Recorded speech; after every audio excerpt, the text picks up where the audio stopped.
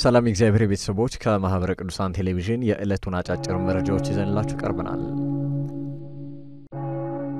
እግዚአብሔርን በመፍራት ቅድስት ቤተክርስቲያንና ሀገርን ማገልገል ይገባል ሲሉ ብፁዕ አቡነ ይስሐቅ አሳሰቡ። የወላይታ ሀገረ ስብከት ሊቀ ጳጳስ ብፁዕ አቡነ ይስሐቅ ይህንን ያሳሰቡት በማህበረ ቅዱሳን ደቡብ ማዕከላት ማስተባበሪያ አዘጋጅነት ከተለያዩ የመንግስት ዩኒቨርሲቲዎች ለተውጣጡ የግቢ ጉባኤ ተማሪዎች ለተከታታይ 6 ቀናት በተሰጠው የደረጃ 2 ተተኪ አመራር ስልጠና ውይይት ላይ ነው። በውይይቱም የቅድስት ቤተክርስቲያን የመሪነት ሚና፣ ኦርቶዶክሳዊ ህይወትና ክህሎት፣ የአህታ ቤተክርስቲያናት ተሞክሮ፣ ሉላዊነት፣ አጠቃላይ የማህበረ ቅዱሳን አገልግሎት እንዲሁም የወጣቶች አገልግሎት በወቅታዊ የቤተክርስቲያን ጉዳዮች ዙሪያና ሌሎችም በስልጠናው የተዳሰሱ መሆናቸው ተጠቁሟል። ስልጠናው ጠቃሚና ሊበረታታ የሚገባ መሆኑን የገለጹት የወላይታ ሀገረ ስብከት ሊቀ ጳጳስ ብፁዕ አቡነ ይስሐቅ ሰልጣኞች በተሰጠው ስልጠና እግዚአብሔርን በመፍራት በሚሄዱበት ሁሉ ቅድስት ቤተክርስቲያንና ሀገራቸውን በሚገባ እንዲያገለግሉም አሳስበዋል።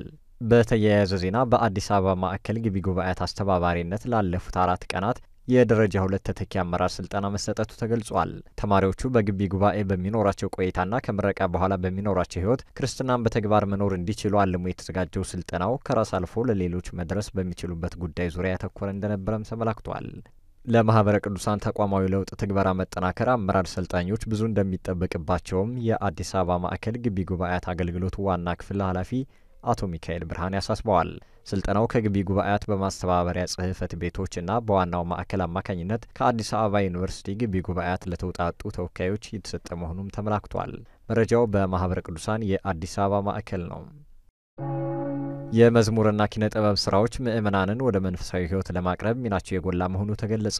የመናገሻ ገነተ ጽጌ ቅዱስ ጊዮርጊስ ቤተክርስቲያን ሰንበት ትምህርት ቤት ከሚሰራቸው ስራዎች መካከል ለሀገራቸውና ለሃይማኖታቸው ታሪክ የሰሩ ቅዱሳን የሚዘከሩበትን ስራዎች እንደሚሰራ አስታውቋል። በዚህም በርካታ ምእመናን ከዓለማዊ ህይወታቸው እንዲመለሱ እያደረገ መሆኑ የተገለጸ ሲሆን ሰንበት ትምህርት ቤቱ ስራዎቹን በቀጣይ ዘመኑን በሚያዋጅ መልኩ ህዝበ ክርስቲያንን ተደራሽ ለማድረግ በትኩረት እየሰራ መሆኑም ተገልጿል። ዓለም አቀፍ የግቢ ጉባኤያት ምሩቃን መርሃ ግብር በነገው ዕለት እንደሚከናወን ተገለጸ።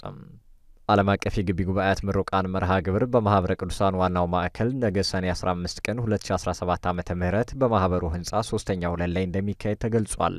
በዕለቱም የማህበሩ አባላትና ምእመናን የሚገኙ ሲሆን ልዩ ልዩ መርሃ ግብራትም እንደሚከናወኑ ተገልጿል። ለዕለቱ ያዝንላችሁ አጫጭር መረጃዎች የእስካሁኖቹን ይመስሉ ነበር። ሰላም እግዚአብሔር ከሁላችን ጋር ይሁን። ከቀሪ ጣቢያችን መሰናዶች ጋር መልካም ቆይታ።